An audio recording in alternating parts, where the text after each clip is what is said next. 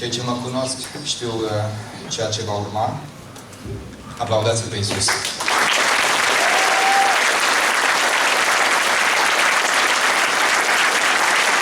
poate mai bine.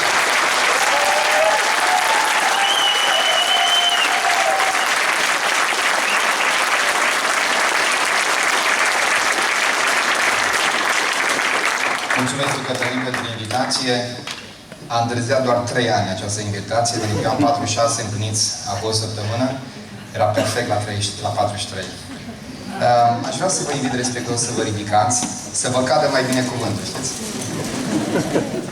Și aș vrea să citim un cuvânt din Evanghelia după Luca, capitolul 7. Începând cu versetul 36, pagina în Biblie 996, unde cuvântul Domnului spune așa. Un fariseu a rugat pe Iisus să mănânce la el. Iisus a intrat în casa fariseului și a șezut la masă.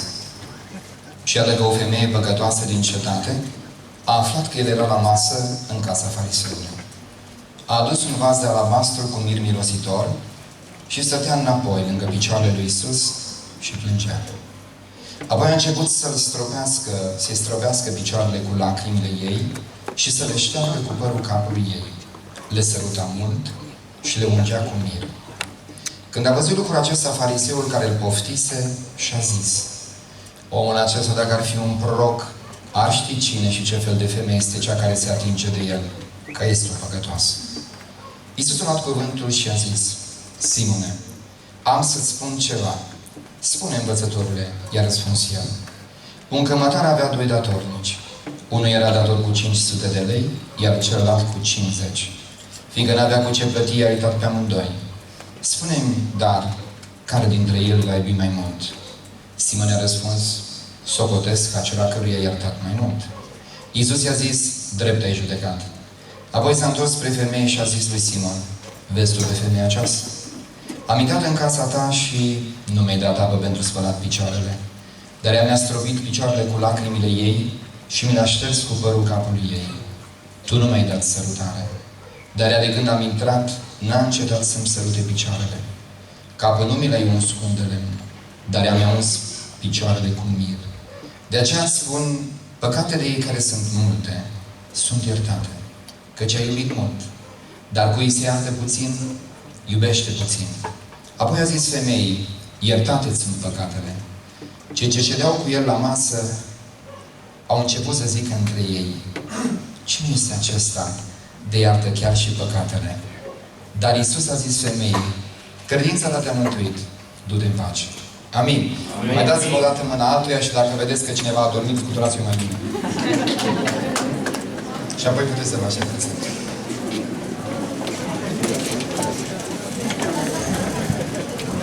La sfârșit să nu uitați să veniți să dați mâna și cu noi, că noi mereu vă îndemnăm pe voi și noi nu dăm mâna cu nimeni.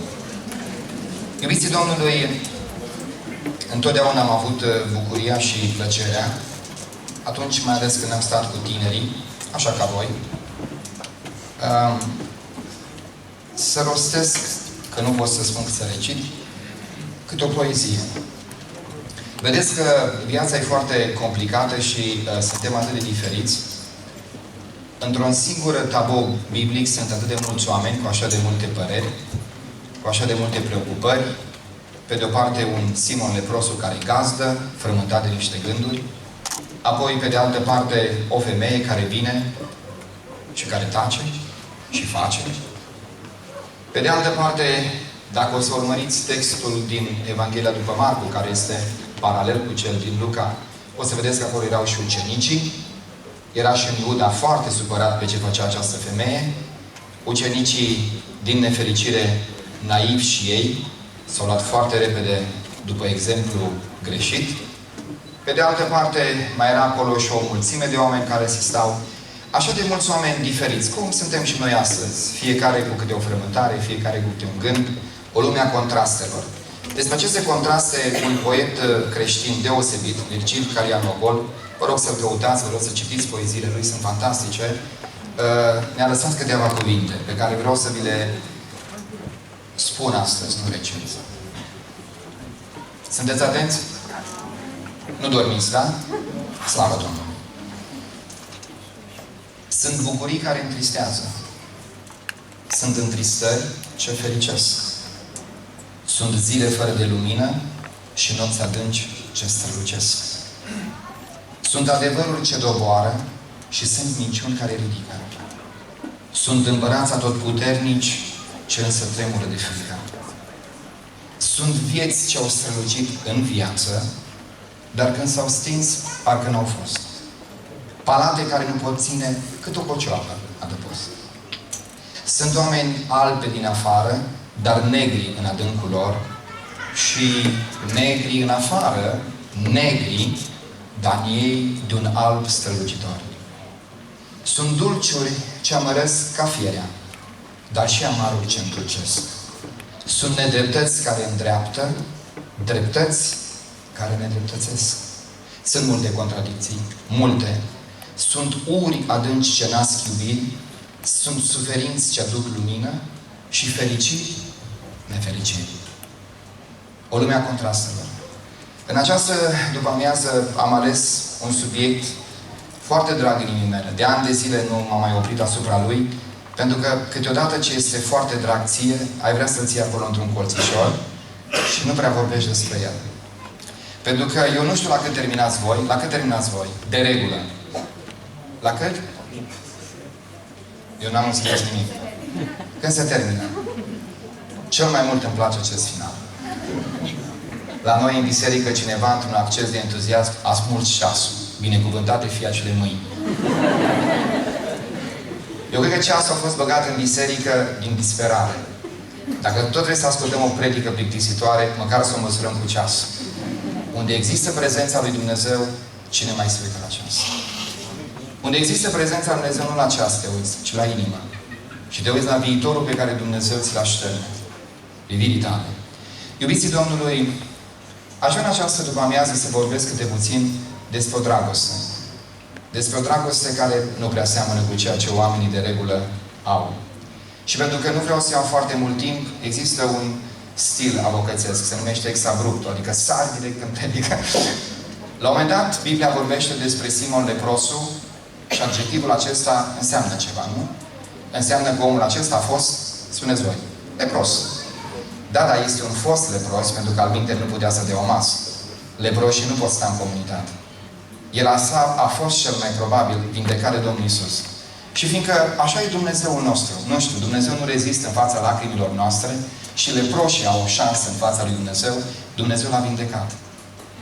Starea inimii lui nu era nici pe departe a unui om care să-L cunoască pe Domnul. Și Dumnezeu nu s-a uitat să vadă dacă mai întâi cunoaște cele 66 de cărți ale Bibliei. Nu l-a întrebat dacă știe versetul de aur al Bibliei.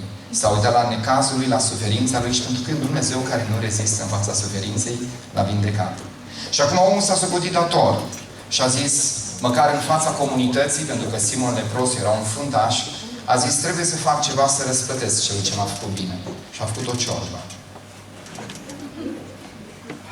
O friptură. Și a chemat la masă pe Dumnezeul cerului și al pământului, crezând că Dumnezeu se hrănește cu bucate omenești. Și de slavă e firea noastră și așa de nepricepuți suntem în a-L înțelege pe Dumnezeu. Dar Dumnezeu în marele Lui Har a venit, că Lui nu de mâncare îi trebuie, dar unde vede pe cineva că se strânge în numele Lui, vine și El. Și Domnul Iisus Hristos a intrat în casa lui Simon leprosul care a avut o dilemă, dilema multora dintre noi. Și să-mi permiteți în această după-amiază să fiu absolut deschis cu dumneavoastră. Nici n-aș putea să fiu la 43 altfel decât deschis. Nu știu dacă i-am Sfântul Cătălin că am o mare binecuvântare de când am făcut 40 de ani. Eu am 46. Mulțumesc, la fel și vouă. De pe la 40 de ani am observat că simțurile nu mă mai ascultă ca odinioară. Bună oară nu mai aud așa bine. Mărit să fie Dumnezeu. Uneori e o povară să auzi foarte bine. Nici nu mai văd la fel de bine. Nu vă spun un secret, eu ar trebui să port ochelari minus 1,75. Dar m-am gândit, la ce folos să văd atât de bine?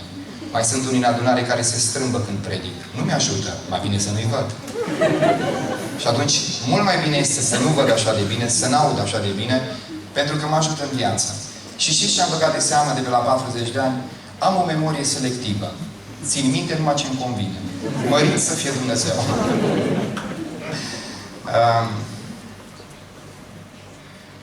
Acum Simon, spuneam, a avut o problemă. Problema multora dintre noi.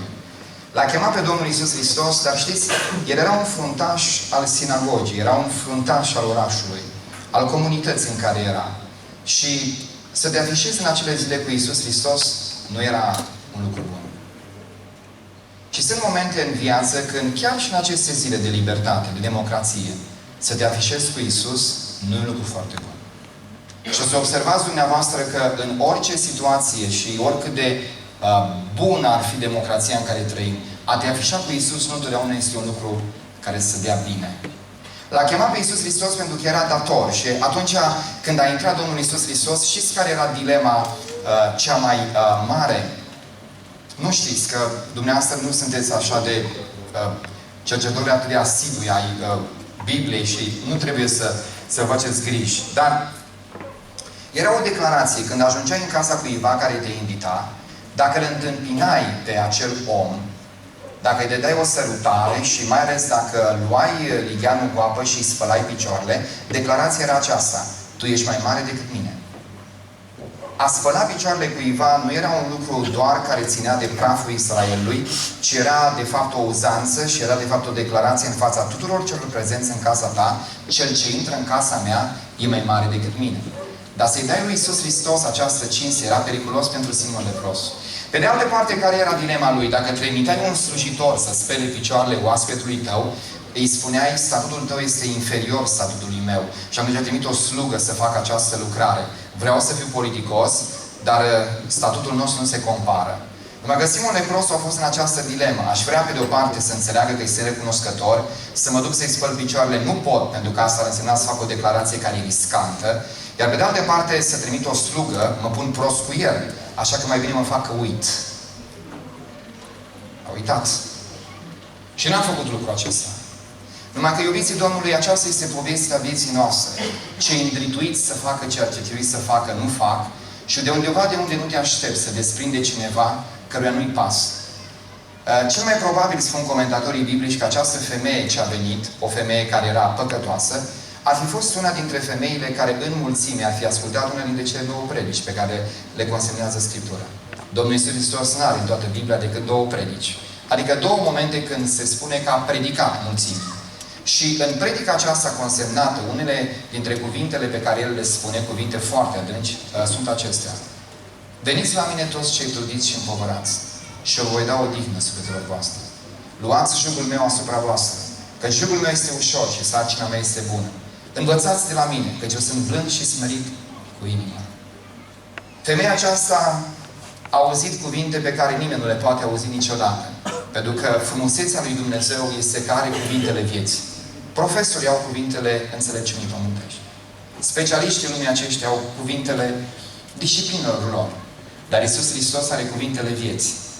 Când Petru s-a uitat la el și Iisus s-a uitat la el și a zis: voi nu plecați, după ce 120 de ucenici l-au părăsit, l-au părăsit pentru că au găsit cuvintele lui ca fiind prea de tot, el a zis: voi nu plecați. Iar Petru avea să spună: unde să ne ducem? Tu ai cuvintele vieții veșnice. Nu simți că atunci când Biblia este deschisă, se aprinde ceva în tine? Nu simți că sufletul tău e atras de ceva mai mult decât pământul acesta?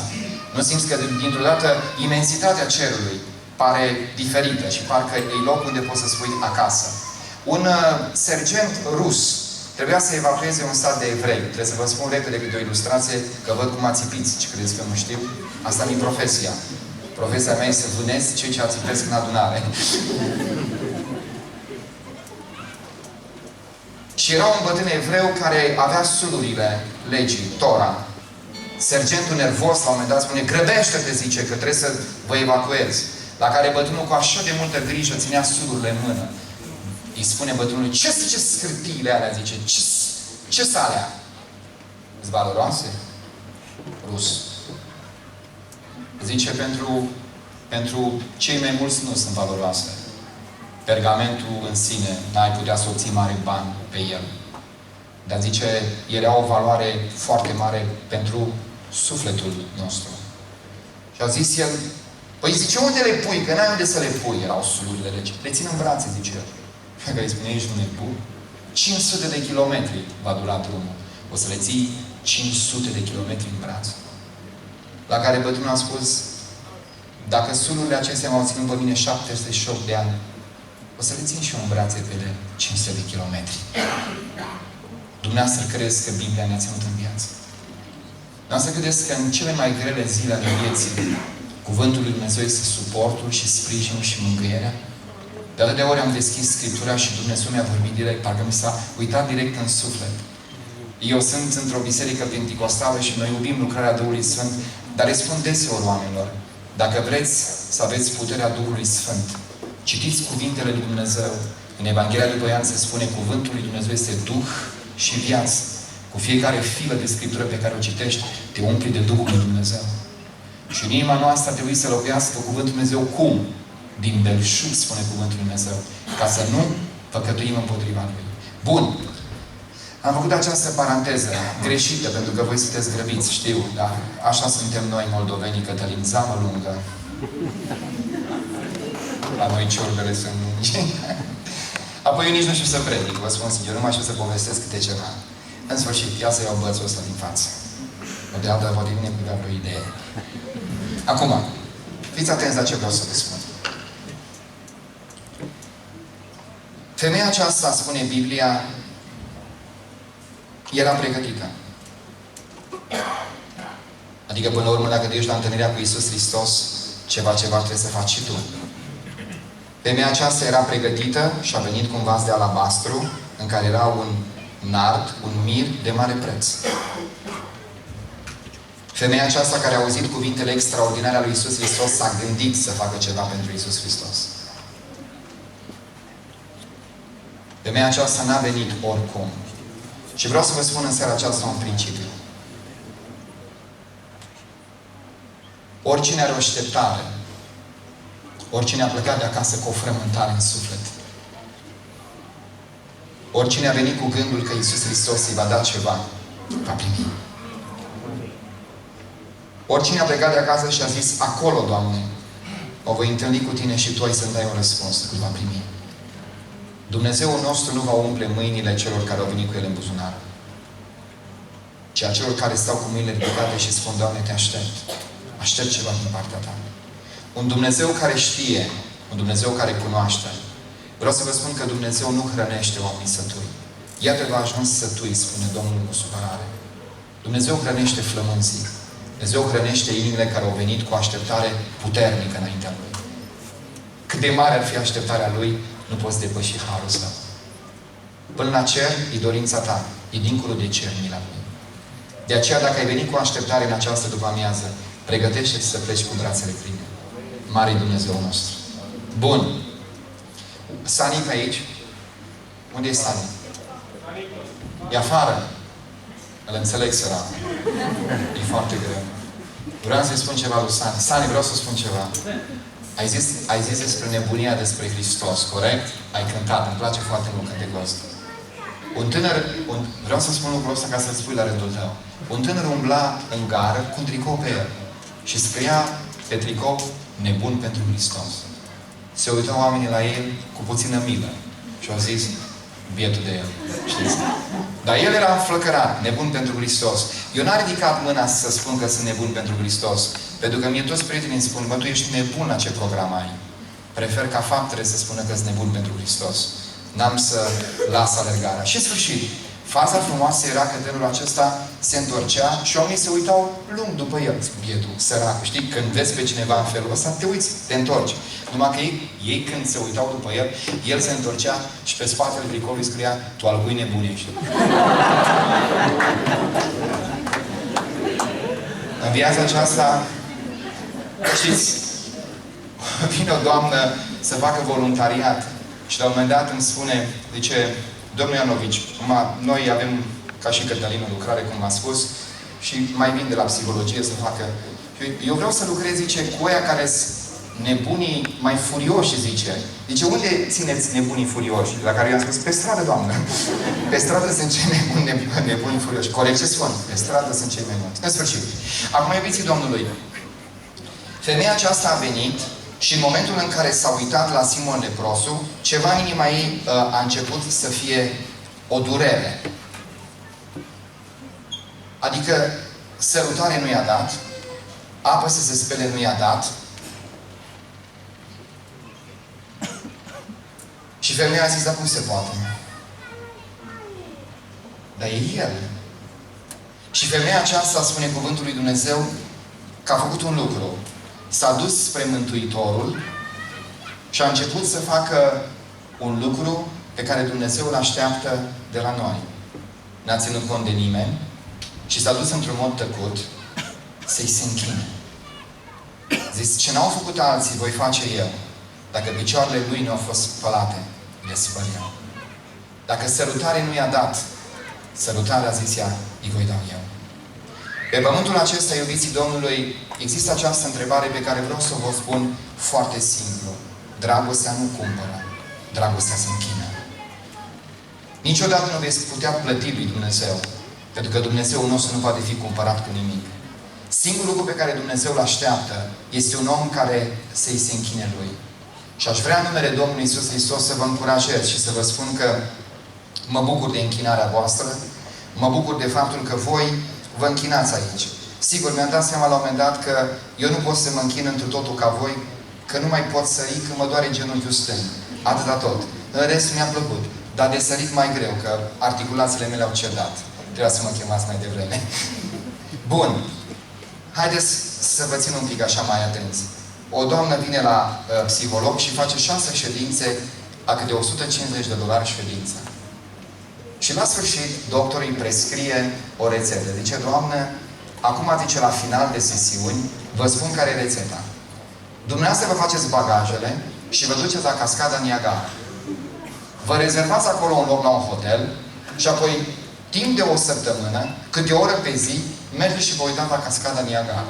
La care femeia, nervoasă, zice, șarlatanule, zice, mi-ai mâncat banii și acum, zice, îmi prescrie o rețetă de 2 bani.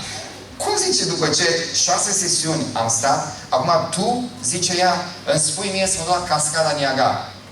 La care psihologul a zis, doamnă, zice, de 6 sesiuni vă ascult, vorbind despre visele dumneavoastră, despre îngrijorările dumneavoastră, despre temerile dumneavoastră, despre coșmarurile dumneavoastră, despre trădările dumneavoastră. Doamnă, ce aveți nevoie să mergeți în fața cascadei și să realizați că în viață există ceva mai mare decât dumneavoastră. Stați și faceți o terapie în fața cascadei să vedeți că există ceva mai mare decât dumneavoastră. Și am să vă spun un lucru, iubiții Domnului. Dragostea din Dumnezeu vindecă în momentul când ai ceva mai mare decât tine în viață. Tot concentrându-te pe nimicul care ești tu, pe problemele tale, vei rămâne înțepenit în ceea ce se întâmplă. Cu ochii spre Iisus Hristos, închinându-te Lui, se va întâmpla ceva cu sufletul tău. Vei vedea că în momentul în care iubești pe acest Iisus Hristos și te închini acestui Iisus Hristos, problemele tale se diminuează, devin diferite. Vreau să vă spun un lucru. De atâtea ori m-am închinat lui Dumnezeu și am un timp al meu cu Domnul Dumnezeu, când mă duc în cămăruță, în odăiță. Știți de ce? Eu n-arăt bine când mă închin Domnului. Pentru că atunci când mă închin lui Dumnezeu, nu o fac pentru o poză pământească. Nu întotdeauna am primit de la Domnul rezolvări. Ca să fiu cinstit, de cele mai multe ori problemele mele au rămas nerezolvate. Dar ori de câte ori m-am coborât la picioarele Lui, știți ce am primit? L-am primit pe El. Și am plecat cu o putere nouă în viață. Și am știut că este cineva mai mare decât mine care merge înaintea mea. Dumnezeu nu-ți dă o hartă. Dumnezeu nu-ți dă explicații. Dumnezeu spune, urmează-mă. Urmează-mă. Și dacă ți-ar desena Dumnezeu și ți-ar spune, mâine la ora 2 se întâmplă asta, mâine apoi la ora 4 se întâmplă asta, și apoi o să te cheme și o să zică lucrul ăsta, și tu o să spui lucrul ăsta, ar fi simplu să-L urmăm pe Iisus. Dar aia nu-i credință. Aia e logică. Aia e logică. De aceea, iubiții Domnului, aș vrea în această seară să ne învoim și să spunem așa. Doamne Iisuse Hristoase, vrem să ne închinăm Ție, pentru că dragostea adevărată se închină. Ziceți amin. Amin. 2. Al doilea lucru. Dragostea adevărată. Dragostea din Dumnezeu. Ce face? Dragostea din Dumnezeu, iubiții Domnului, nu o să vă placă punctul ăsta, dar îmi place mie. Dragostea din Dumnezeu te schimbă. Este extraordinar să te închini lui Dumnezeu. Și în momentele acestea, când Duhul Domnului e prezent, știți ce se întâmplă? Până și Saul prorocește. A înțeles cineva ce am spus eu acum? A fost întrebat, zice, pastore, Saul când îl urmărea pe David înfierbântat la minte, a intrat într-o ceată a prorocilor și a prorocit. Drept drag. Deci, ce făcea el era bine? Că îl urmărea pe David. Nu. Era un om nenorocit, care urmărea un om al lui Dumnezeu. Păi și cum a putut să prorocească? Foarte bine, sigur că a putut să prorocească. Știi cineva ce a prorocit? Vă spune ce a prorocit. Duhul Sfânt i-a zis, ascultă, bărbatule, care ești un nenorocit. Întoarce-te la căile tale rele. Pune capăt nebuniei tale. Ce avea să-i prorocească Duhul Domnului? Duhul lui Dumnezeu i-a prorocit lui despre alegerile lui greșite. Că doar Duhul lui Dumnezeu îți vorbește și prin tine însuți, nu? Îți vorbește Duhul lui Dumnezeu prin cântarea pe care o ții în față, prin rugăciunea pe care o ții în spate, prin Biblia care este deschisă. Cum să nu? Dumnezeu vorbește. Asta nu înseamnă că te califică Dumnezeu ca nu știu ce. Dar Dumnezeu poate să-ți vorbească prin tine însuți. Prin tine însuți. Binecuvântat să fie Dumnezeu. Gata, am închis paranteza. Dragostea adevărată, și acum ascultați-mă, iubiții lui Dumnezeu. Ascultați-mă, iubiții Domnului. Dragostea adevărată se schimbă. Încă o dată. Dragostea adevărată se schimbă. Voi nu știți că nu mai sunteți ai voștri ca să faceți ceea ce voiți? Voi ați fost cumpărați cu un preț. Dați așadar ce este al cezarului cezarului și lui Dumnezeu ce este al lui Dumnezeu. Noi nu mai putem să facem același lucru pe care l-am făcut înainte. De ce? Pentru că dragostea schimbă. A venit femeia și femeia aceasta s-a dus și a stat la picioarele Domnului Iisus Hristos. Și în timp ce stătea la picioarele Domnului Iisus Hristos, alegându-și partea bună, ceva a început să se transforme în ea însăși. Dincolo de închinarea, care este dinăuntru către în afară, Dumnezeul nostru în timpul închinării transformă și ceva din afară către înăuntru. Lăudat să fie Dumnezeu. În sensul în care femeia aceasta a făcut câteva lucruri. Mai întâi de toate, sunteți atenți? Nu o să vă placă ce vă spun, dar ce contează? Întristați-vă și pocăiți-vă. Biblia spune că întristarea este după voia Dumnezeu, duce la pocăință. Amin. Amin. Gata. Avea un păr frumos. Beautiful. Cred că era lung. A trecea privirea. Soția mea, când am remarcat-o prima dată la facultate, avea un păr lung, blond, până lung.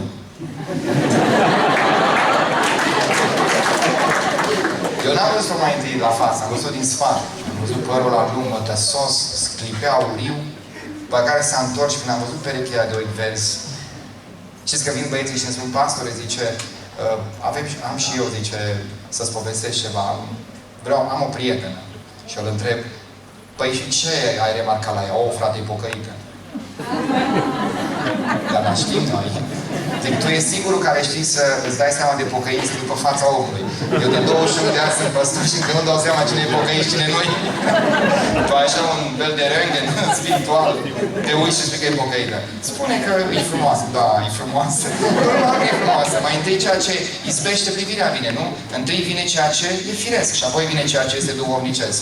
Totdeauna atrage privirea ceva și apoi, apropiindu-te, descoperi că sunt lucruri care sunt mai importante decât ceea ce izbește mai întâi privirea, nu? Că de aia spune izbește, inima e străpunsă. E diferența între a fi izbit și străpuns. Asta e altă poveste, mă chemați voi odată să vă explic poveste. Bun.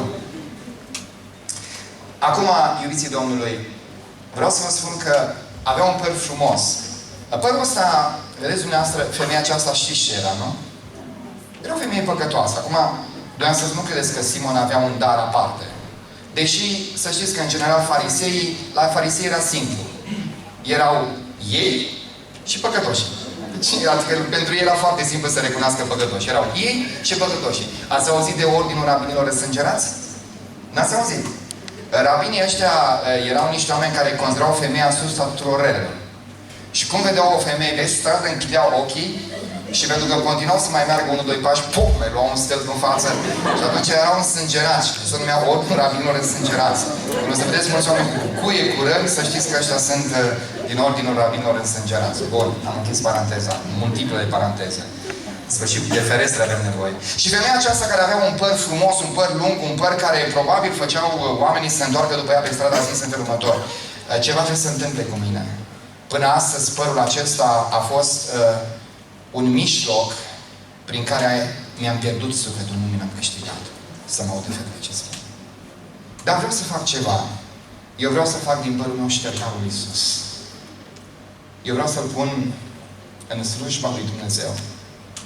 Frumusețea rămâne frumusețe. Depinde cu eu dai.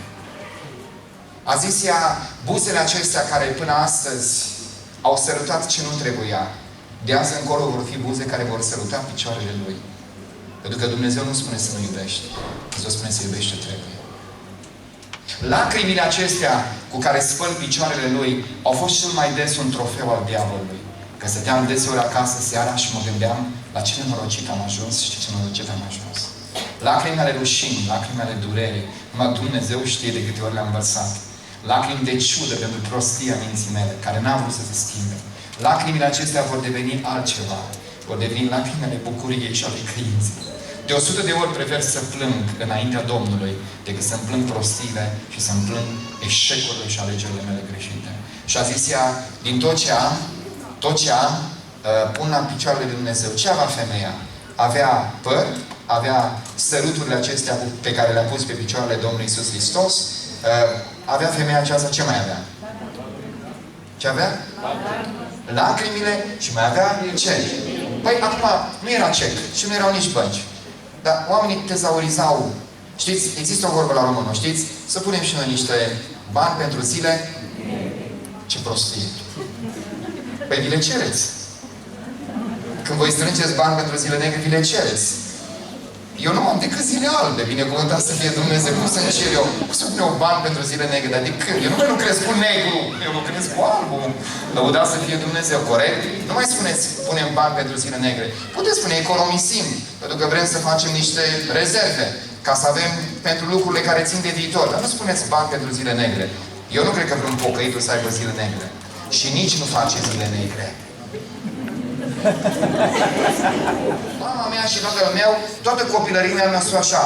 Ce băiete, te căsătorești și la nunta ta va cânta Irina Login. Eu numai pe doamna Irina Login o vedeam când mă gândeam la nunta mea. Tata mi-a zis, ce băiete, îți dau cheile de la Dacia. Și toți părinții mei au fost foarte bogați. Și numai așa vedeam. Știți, ca Tom. Mă uitam după chei, parcă și vedeam. Cheile de la Dacia.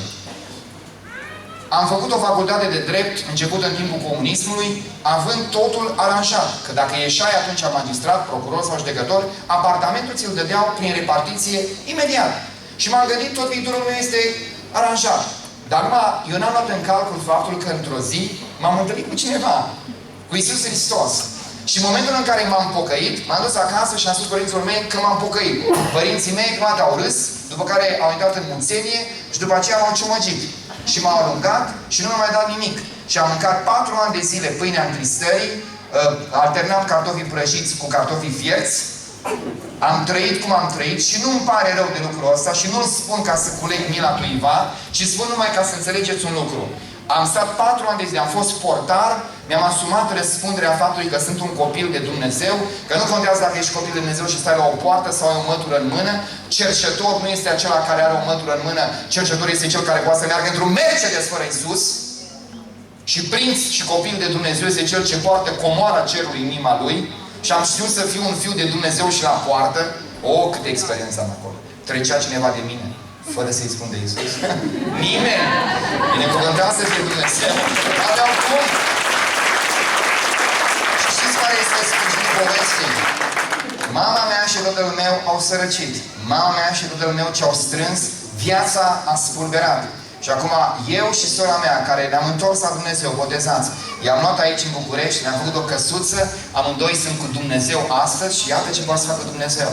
Pocăința m-a făcut ceea ce sunt și Dumnezeu mi-a dat. A fost o vreme de necaz, de întristare, dar am lucrat împreună cu Dumnezeu și astăzi pot să spun că Dumnezeu nu că mi-a dat totul înapoi, mai mult decât am gândit vreodată.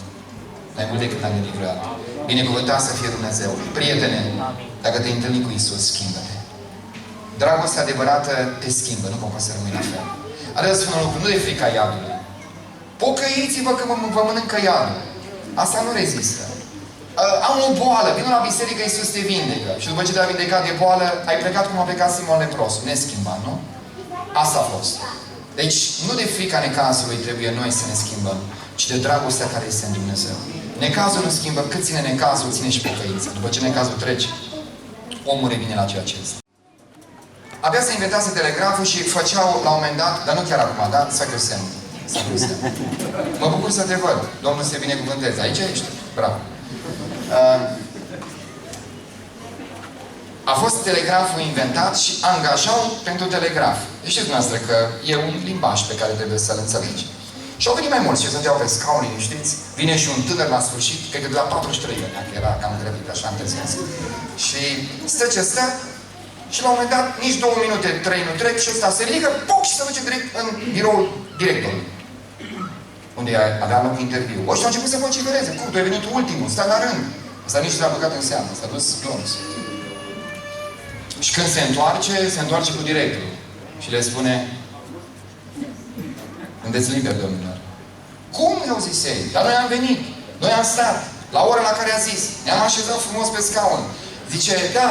Numai că în tot timpul cât ați fost aici, noi am emis. Care dintre dumneavoastră recepționează ce spunem noi, să se ridice și să intre în biroul directorului ca să primească postul? Care dintre dumneavoastră recepționează ce spun eu aici, să intre în biroul directorului și să ia postul? Ăsta știind morse, foarte bine, sau și-a luat postul. Doamne, de ce sunt eu așa nefericit? Pentru că nu vorbești limba lui Dumnezeu, prietene. Dacă ai vorbi limba lui Dumnezeu, ai înțelege ce spune Duhul Domnului. Fericirile noastre și nefericirile noastre depinde a înțelege limba duhovnicească. E un Dumnezeu în această după-amiază care mie mi-a vorbit. E un Dumnezeu care mereu ne vorbește, dar ne vorbește Dumnezeu într-un mod în care noi trebuie să înțelegem. Eu mă schimb, Tată Ceresc. Eu vreau să-ți fiu asemenea ție. Eu vreau să te mulțumesc pe tine, Doamne. Eu vreau să binecuvântez numele Tău. Dragostea din tine mă schimbă. Știți care este limbajul pe care îl vorbește pocăitul cu Dumnezeu? Tată, eu mă schimb din ce în ce mai mult.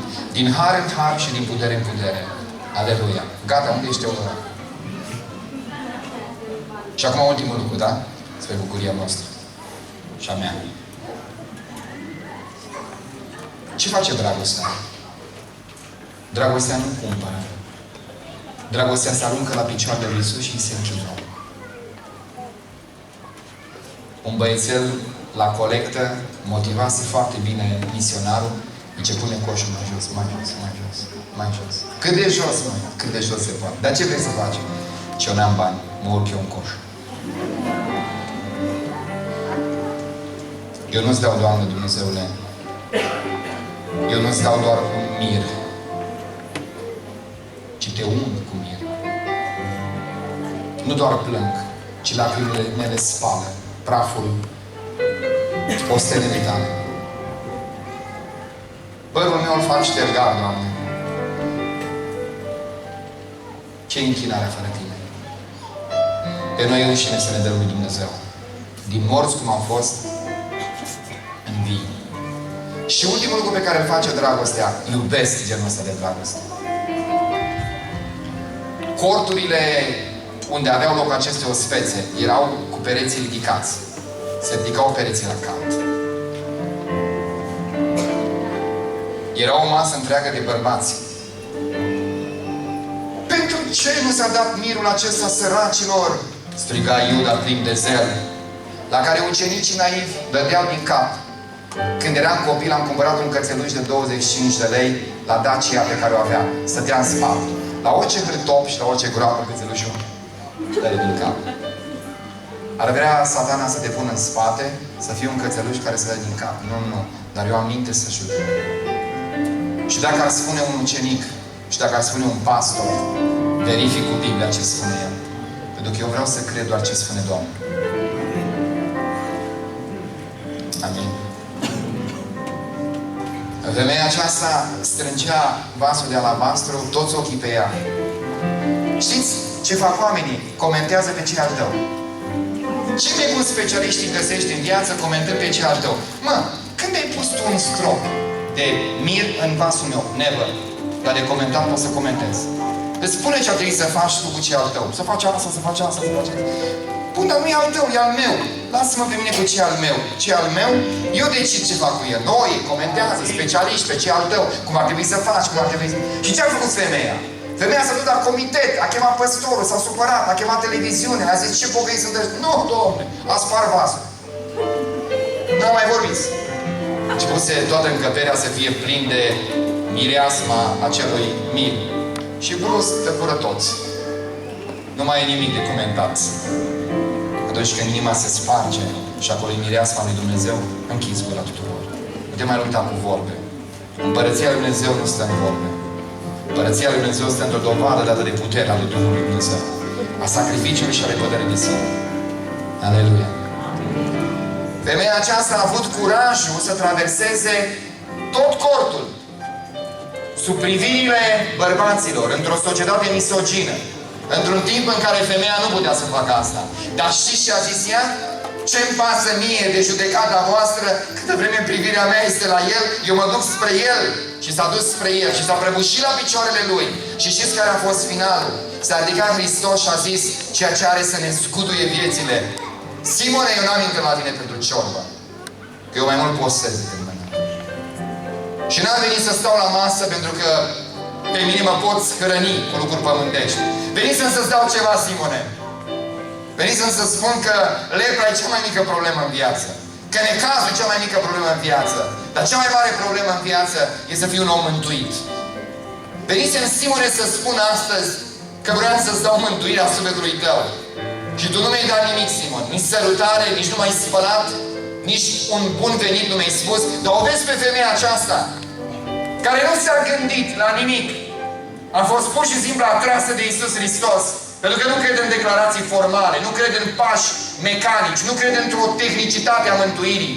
Cred că mântuirea se săvârșește în momentul în care nu mai poți să trăiești fără El. Ești atras de Iisus Hristos și nu-ți mai pasă de consecințe. Și nu-ți mai pasă de prețul pe care îl dai. Judece-mă toți, eu mă duc spre Iisus Hristos. Să spună ce ori vrea, eu mă duc spre Iisus Hristos. Ce faci, femeie? Dai siguranța viitorului tău? Dar ce viitor am eu fără El? Dau totul pentru Iisus Hristos, pentru că El este garanția vieții mele. O fi murit de foame femeia asta? Garantat că nu. Și ce a spus Iisus Hristos la final, în Marcu? Vedeți voi pe femeia aceasta. Și în 2015, când va predica Ianovici, într-o duminică după amiază, la Biserica 43, se va spune ce a făcut femeia asta pentru Iisus. E drept? Și a ținut Dumnezeu promisiunea? Cine mai știe de cei care nu s-au întâlnit cu Iisus? Sunt undeva praf și pulbere. Dar cei ce au stat pentru Dumnezeu sunt cunoscuți ca niște lumini. Binecuvântat să fie Domnul. Mergi pentru Iisus. Sunt vorbe. Sunt fel de lucruri care te deranjează. Mergi înainte. Mergi înainte. Și sparge ce ai de spart. Sparge ce ai de spart. Pentru că Dumnezeu din cer să așere. Dumnezeu s-a uitat la ea și a zis, curajoasă. Nici n-a știut femeia aceasta ce are să-i se întâmple. Știi ce a spus Iisus Hristos? Ridică-te, femeie! Credința ta te-a mântuit. Care credință? Că n-am venit în față, nu m-am predat, n-am rostit niște cuvinte aparte. Care e credința care m-a mântuit? Credința care te-a mântuit este credința care se duce să se închine. Credința care se schimbă și schimbă omul. Și credința care are curaj să meargă înainte, indiferent de consecințe. Ridică-te, femeie! Ai venit și vei pleca. Dar nu cum ai venit. O da Simon și a zis, cum eu rămân nemântuit? Cheltui ceva bani, mielul, nu se pune. Nu! Lumânării, nu! Nici parastasele, nu! Nici, nu! Dar ce se pune? Inima. O pui la picioarele lui Dumnezeu, El îți spune, ea va fi mântuit. Cheamă o tânără pe pastor și zice, pastore, tatăl meu e bolnav de mai mult timp, nu se mai mișcă din pat și aș vrea să știu dacă e bine cu Dumnezeu. Mult nu mai are de trăit. S-a dus pastorul la patul acestui muribund. Lângă pat era un scaun și a dat să se așeze. La care muribundul, cu vocea lui stinsă, aproape că a strigat, nu, vă rog să nu vă așezați pe scaun. Pastorul intimidat a zis, și unde să mă așez? Stai aici pe pat lângă mine. Sunteți super bine. Dar eu de săptămâni întregi nu mai pot mișca. Tot m-am uitat la început la toate petele de pe tavan. Îți pot spune câte fisuri, crăpături, pete sunt pe tavan. Au venit fata mea cât a putut și el. Mai venit cinele cât a putut și el. Dar oamenii nu vreau timp. Și înțeleg. Și atunci a zis el, m-am gândit să-L chem pe Dumnezeu să vină lângă mine. Și n-ai crede, pastore, dar de dimineață până seara, persoană îmbrăcată în alb, vine și se așează aici pe scaun lângă mine. Și de dimineață până seara stau de vorbă cu cu un prieten. Și El îmi mângâie sufletul meu și El este acela care mă încurajează. De aceea te-am rugat să nu stai pe acest scaun. La 3 zile după vizită, a trecut la Domnul. Fata a zis, pastore, zice, ce-i cu tata? Sunt speriată. Zice, dar de ce? Păi l-am găsit pe tata mort într-un chip ciudat. L-am găsit îmbrățișând scaunul și stând cu capul pe șezutul scaunului. Și a zis, mi se pare ciudat, zice. La care păstorul i-a zis, nu se pare ciudat. E cea mai frumoasă trecere care poate să existe. El și-a îmbrățișat prietenul lui în ultimul moment al vieții. Pe cel care îl îmbrățișezi în timpul vieții, te va îmbrățișa într-o moarte. Pe cel pe care îl chemi în ziua fericirii, va fi prezent în ziua necazului. Pe cel pe care îl onorezi cu viața ta, având curajul să mergi înainte, va străbate pentru tine totul și va veni la tine, chiar dacă sunt ziduri și lacăte și uși încuiate, că este Dumnezeul tău. Dar astăzi aș vrea în numele Domnului Iisus Hristos să ai o dragoste adevărată. O dragoste care știe că nu poate cumpăra. O dragoste care se schimbă și o dragoste care încreslește. Ce ziceți? Facem un altar în această seară. Mai sunteți aici cu mine? Facem un altar. Aș vrea să-i spun lui Dumnezeu, poate ceea ce nu i-am mai spus de multă vreme. Te iubesc din inimă, Iisuse. Te iubesc din adâncul ființei mele. N-am nimic, Doamne. Ca și copilașul acesta mă arunc eu în brațele Tale și tot ce am sunt eu. Și aș vrea să-mi dai îndrăzneala, Doamne, pentru că îndrăzneala nu-ți trebuie pentru duminică de la 6 ore. Îndrăzneala îți trebuie pentru luni și marți și miercuri și fiecare zi. Să te ridici să spui de Domnul tău, Iisus iubit, în dragostea ta arse și inima spre răsărit și fața mi se întoarse și n-am să mă întorc cu fața de la tine niciodată, ci am să rămân credincios până la capăt. Seara aceasta aș vrea să fac o chemare la altar. N-ai vrea să stai la picioarele Domnului Iisus Hristos? Știți că în cer nu o să mai fie șorțuri de bucătărie. Marto, Marto, pentru multe lucruri te îngrijorezi tu. Păi normal că mă îngrijorez. Aia nu-i gata, aia nu-i gata, tu trebuie să mănânci. Maria și-a ales partea cea bună. De ce și-a ales partea cea bună? Pentru că în cer nu se poartă șorți de bucătărie. În cer se poartă o inimă de închinător. De aceea și-a ales partea cea bună. Fie seara aceasta o seară în care să te întorci la Dumnezeu cu toată inima ta, să-i spui, vreau să te iubesc, cum poate n-am făcut-o. Vreau să te onorez, cum poate n-am făcut-o. Vă rog să vă ridicați.